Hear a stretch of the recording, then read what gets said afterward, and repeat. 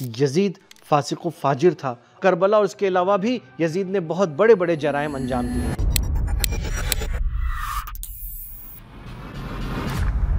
یزید نے بندر پال رکھا تھا۔ خود معاویہ نے یزید کو جو وصیت لکھی ہے وہ ان سب تمام جرائم پر واضح سند اور دلیل ہے۔ تو پھر ایسا فاسق انسان مسلمانوں کا خلیفہ کیسے بن گیا؟ یہ جملہ بولنا کفر ہے۔ وہ خود کچھ نہیں کر سکتے، خالصتاً کفر اور شرک یہ بہت بڑا گناہ ہے اور دین میں خود ایک اختراع ہے۔ ابھی ہم فلاں کے ساتھ تھوڑا کچھ کر لیں، اللہ تعالیٰ ہمیں فوراً پکڑ لیتا ہے۔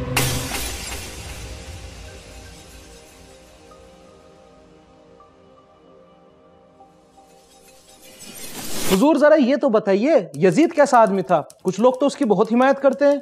یزید فاسق و فاجر تھا اور اس پر تمام علماء کا اتفاق ہے۔ یزید کے عادات و اطوار اسلام اور قرآن کی تعلیمات کے بالکل مخالف تھے۔ کچھ نمونے ملاحظہ فرمائیں۔ یزید عیاش اور ہوس باز انسان تھا اور اس سلسلے میں وہ محرم رشتوں کا بھی خیال نہیں کرتا تھا۔ وہ کھلم کھلا شراب پیتا تھا اور بچپن سے ہی اسے شراب پینے کی عادت تھی۔ اسی وجہ سے بعض صحابہ اور خود امام حسین علیہ السلام نے اسے فاسق اور اہل گناہ کہا ہے۔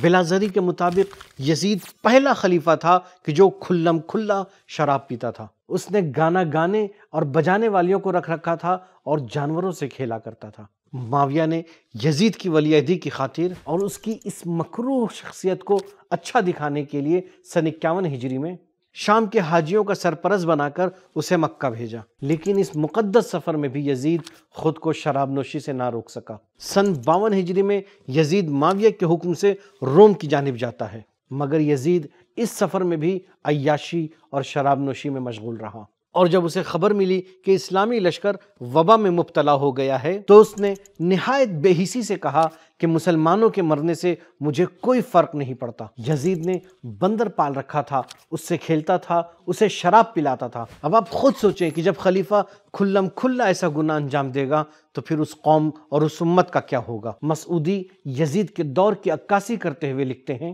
یزید کے فسق و فجور کا اثر اس کے اصحاب اور اس کے کارگزاروں پر بھی پڑا تھا، اور وہ بھی اسی کے نقش قدم پر چلنے لگے۔ یزید کے دور میں گانے بجانے والے اسلامی شہروں حتیٰ کہ مقدس شہر جیسے مکہ اور مدینہ تک میں پھیل گئے تھے، اور فسق و فجور مسلمانوں میں عام ہو چکا تھا۔ گانا بجانا مکہ اور مدینہ میں رواج پا چکا تھا۔ لہو و لعب کے ساز و سامان استعمال ہو رہے تھے اور لوگ علانیہ شراب نوشی کر رہے تھے۔ معارف، دین، ایمان زوال کا شکار ہو کر اپنی آخری حد تک گر چکے تھے، اور اسلام محض ایک نام کی حد تک باقی رہ گیا تھا، اور اس کے اصول و قوانین خلیفہ کی مرضی کے مطابق بدل دیے جایا کرتے تھے۔ یہاں ہم نے یزید کے گناہوں کی ایک مختصر سی فہرست پیش کی ہے، ورنہ مورخین نے اس سلسلے میں جو لکھا ہے وہ اس سے کہیں زیادہ ہے۔ مولانا صاحب تو پھر ایسا فاسق انسان مسلمانوں کا خلیفہ کیسے بن گیا؟ امام حسن علیہ السلام کی معاویہ کے ساتھ جو صلح ہوئی اس کی بنیادی شرط ہی یہی تھی کہ وہ اپنے بعد اپنے بیٹے کو خلیفہ نہیں بنائے گا، بلکہ خود امام حسن علیہ السلام مسلمانوں کے خلیفہ ہوں گے۔ مولانا اسحاق کی اس کلپ کو ملاحظہ فرمائیے۔ یہ شرط حضرت حسن رضی اللہ عنہ نے منوائی تھی کہ میں وقتی طور پر حکومت سے دستبردار ہو رہا ہوں، مگر آپ کی موت کے بعد میں زندہ ہوا تو دوبارہ خلیفہ میں ہی ہوں گا۔ یہ ہر ایک نے لکھی، اس میں کوئی شک نہیں، مگر اس بات کو لوگوں نے چھپا دیا، گم کرنا چاہتے ہیں۔ حضرت حسن نے خواہ مخواہ نہیں دے دی تھی، یہ بات تھی اس میں کہ تیرے بعد میں خلیفہ ہوں۔ لیکن امیر شام نے نہ ہی صلح کی شرطوں کا خیال رکھا اور نہ ہی یزید کے کھلم کھلا فسق فجور کو دیکھا، بلکہ اسے خلیفہ بنا دیا۔ البتہ امیر شام کے لیے یزید جیسی اولاد کی ولی عہدی آسان نہیں تھی۔ اسے معلوم تھا کہ صحابہ اور اہل بیت کی موجودگی میں یزید جیسے فاسق و فاجر اور بندروں سے کھیلنے والے لڑکے کو ولی عہد بنانے کے راستے میں بہت سی رکاوٹیں آ سکتی ہیں۔ اسی لیے اس نے یزید کی ولی عہدی سے پہلے ان تمام رکاوٹوں کو راستے سے ہٹانے کی کوششیں کی۔ نمبر 1، سب سے بڑی رکاوٹ خود امام حسن علیہ السلام کا وجود تھا۔ احنف ابن قیس نے معاویہ سے کہا، جب تک امام حسن علیہ السلام زندہ ہیں حجاز اور عراق کے لوگ یزید کو بعنوان ولی عہد قبول نہیں کریں گے اور نہ ہی اس کی بیعت کریں گے۔ اسی بنیاد پر علماء اہل سنت کے اقرار کے مطابق امام حسن کو جودہ ابن اشعث نے امیر شام کے بھیجے ہوئے زہر سے شہید کیا۔ نمبر 2، سعد ابن وقاص ایک بڑی رکاوٹ تھے۔ سعد عشرہ مبشرہ میں سے بھی ہیں اور خلیفہ دوم کی 6 نفرہ کمیٹی کے بھی رکن ہیں۔ امیر شام نے اس صحابی کو بھی زہر دے کر راستے سے ہٹا دیا۔ नंबर 3, अब्दुर्रहमान इब्न अबी बकर जनाब आयशा के भाई भी यजीद की वली अहदी के मुखालिफ थे। अब्दुर्रहमान ने न सिर्फ ये कि हाकिम शाम का रिश्वत का भेजा हुआ पैसा लौटा दिया, बल्कि वो अलल ऐलान मुखालिफत के लिए खड़े हो गए। हाकिम शाम ने उन्हें कत्ल की धमकी भी दी और उसके कुछ ही दिनों बाद अब्दुर्रहमान कहीं मुर्दा हालत में पाए गए। नंबर 4, अब्दुर्रहमान इब्न खालिद इब्न वलीद भी जानशीनी यजीद के मुखालिफिन में से थे। जब अमीर शाम ने एक खुतबे के बाद लोगों से अपने बाद जानशीनी के बारे में बज़ाहिर मशवरा किया तो लोगों ने अब्दुर्रहमान का नाम लिया। माविया के लिए ये मशवरा बहुत सख्त था, लेकिन सब्र किया और कुछ दिन बाद अब्दुर्रहमान जब बीमार हुए तो हाकिम शाम ने अपना यहूदी तबीब भेज के उनका भी काम तमाम कर दिया। ज़ियाद इब्न अबी, सईद इब्न उस्मान, इन सब का भी यही हश्र हुआ। इसी तरह बाज़ लोगों को अमीर शाम ने पैसे का लालच दे के खरीदा। अमीर शाम ने कूफे में अपने वालियों के जरिए मुखालिफों और शियों को पहचान कर उन्हें कुचल देने का हुक्म दिया ताकि कोई यजीद की वली अहदी की मुखालिफत न कर सके और न ही मुस्तकबिल में कोई इमाम हुसैन की नुसरत के लिए आगे आ सके। और इस काम में सबसे बड़ा किरदार ज़ियाद इब्न अबी ने अदा किया। इसीलिए मौरखीन ने लिखा है कि ज़ियाद इब्न अबी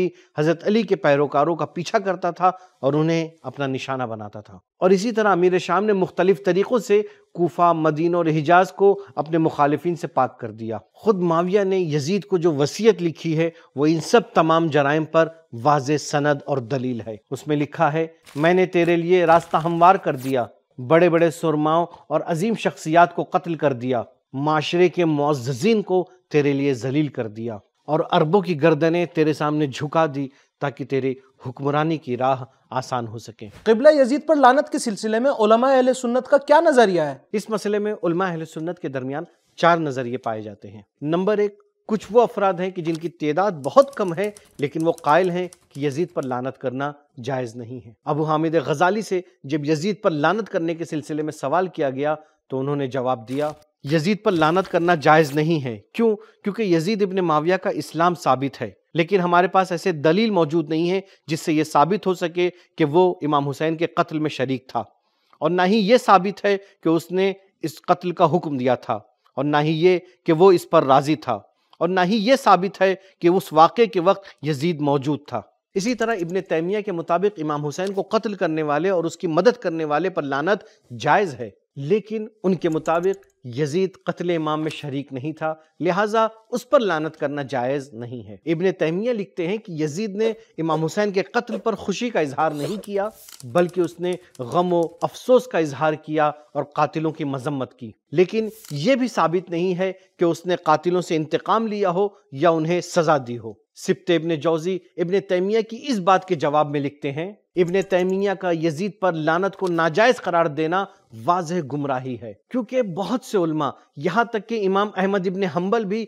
यजीद पर लानत को न सिर्फ जायज़ बल्कि वाजिब करार देते हैं, और उनके बाज़ अक़वाल लानत से भी सख्त हैं। आप ये क्लिप देखें। उम्मुल मोमिनीन उम्मे सलमा रज़ियल्लाहु अन्हा, ये इमाम अहमद बिन हम्बल ने अपनी मुस्नद में रिवायत किया। यजीद और उसके लश्कर का जिक्र करके फरमाया, इन्होंने इमाम हुसैन को कत्ल किया, अल्लाह उन्हें कत्ल करे। इमाम हुसैन से धोखा किया, उनकी बेतौकीरी की, अल्लाह इन पर लानत करे। तो यजीद और उसके पूरे हवारियों पर सबसे पहली लानत शरी फतवे के तौर पे इमाम अहमद बिन हम्बल की हदीस की किताब मुस्नद से उम्मुल मोमिनीन उम्मे सलमा की कोट कर। दूसरा गुरु कहता है कि यजीद जैसे फासिक व फाजिर और जालिम व जाबिर पर लानत कर सकते हैं, लेकिन चूंकि इससे अमीर शाम और दीगर खुलफा पर लानत का रास्ता हमवार हो सकता है, लिहाजा इससे परहेज करना चाहिए। तीसरा गुरु कहता है यजीद फासिक व फाजिर भी था और करबला और इसके अलावा भी यजीद ने बहुत बड़े बड़े जराइम अंजाम दिए हैं। इसी बुनियाद पर यजीद पर लानत करना जायज बल्कि मुस्तहब बल्कि वाजिब है। ज़हाबी लिखते हैं कि इमाम अहमद बिन हम्बल से उनके बेटे ने यजीद पर लानत के बारे में सवाल किया तो उन्होंने जवाब में फरमाया, जिस पर खुदा ने लानत की हो उस पर क्यों ना लानत भेजी जाए। उसके बाद इमाम हम्बल ने इस आयत की तिलावत फरमाई, तुमसे ये बईद नहीं कि अगर तुम्हें हुकूमत मिल जाए तो तुम जमीन में फसाद बर्पा कर दो और अपने कराबतदारों से रिश्ता तोड़ लो, यही वो लोग हैं जिन पर अल्लाह ने लानत करार दी है। उसके बाद इमाम हम्बल पूछते हैं कि क्या कत्ल व गारत से भी बढ़ के कोई फसाद हो सकता है। ज़हाबी, सिब्त इब्न जौज़ी, تفتازانی، ابن اماد حنبلی وغیرہ بھی اسی نظریے کے قائل ہیں۔ چوتھا گروہ یزید کے قول و فعل کی بنیاد پر اسے کافر قرار دیتا ہے۔ اسکافی، آلوسی، ابن جوزی اور قاضی ابو یعلا وغیرہ بھی اسی نظریے کے قائل ہیں، اور ان کی دلیل یہ ہے کہ یزید نے نواسہ رسول کو بغیر کسی جرم کے قتل کیا، اور جب امام کا سر مبارک شام پہنچا تو یزید آپ کے لب مبارک پر چھڑی پھیرتے ہوئے یہ کفری اشعار پڑھ رہا تھا کہ بنی ہاشم نے حکومت کے لیے ایک ڈرامہ رچا تھا، نہ تو کوئی وحی آئی اور نہ ہی کوئی پیغام آسمان سے نازل ہوا۔ اور یافعی لکھتے ہیں کہ جس نے امام حسین کو قتل کیا یا ان کے قتل کا حکم دیا جبکہ وہ اس عمل کو جائز سمجھتا تھا تو وہ کافر ہے۔ یہ رہا یزید کی زندگی کا مختصر سا خاکہ۔ اس سے آپ اندازہ لگا سکتے ہیں کہ کس طرح کے پلید انسان کو امت مسلمہ پر تھوپ دیا گیا تھا۔ تو ناظرین، یہ تھا ہمارا آج کا ایپیسوڈ۔ امید کرتے ہیں آپ کے لیے فائدہ مند رہا ہوگا۔ اگلے ایپیسوڈ میں ایک نئے سوال کے ساتھ پھر آپ کی خدمت میں حاضر ہوں گے۔ تب تک کے لیے ہمیں اجازت دیجیے۔ خدا حافظ، فی امان اللہ۔